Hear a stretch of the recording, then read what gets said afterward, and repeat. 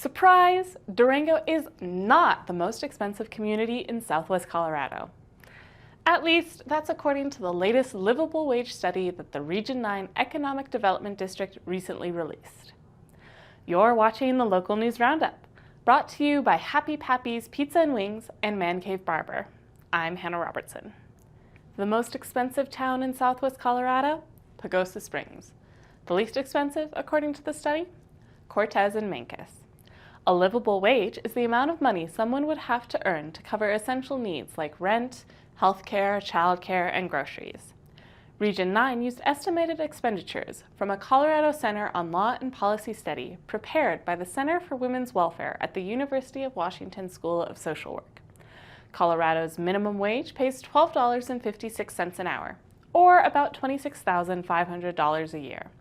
If both adults in a 4-person household worked full-time for minimum wage, total income would be about $53,000 a year.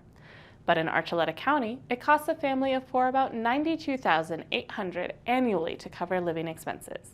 That means both adults would have to work a full-time job and each earn a minimum of about $22 an hour to cover costs.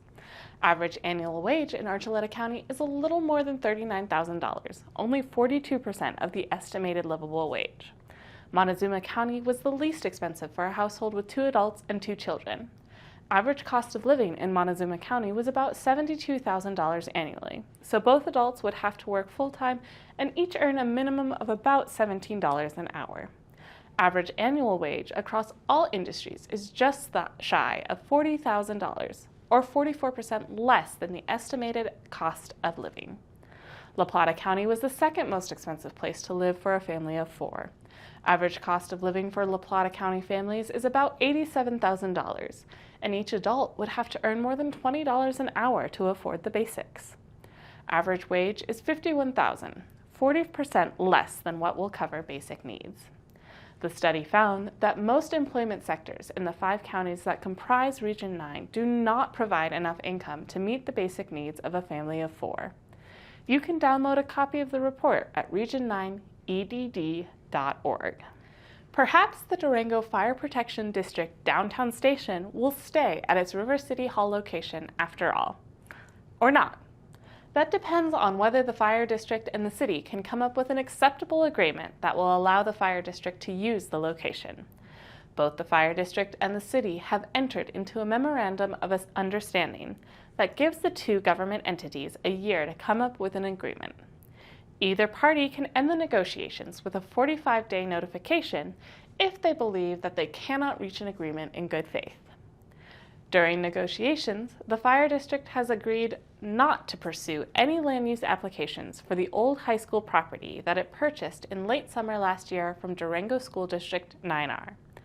The Durango Fire had planned to raise the old Arts and Sciences building on the east side of campus to build fire truck bays and to convert the old high school administration building into offices for the fire district and, perhaps, the Durango Fire Department.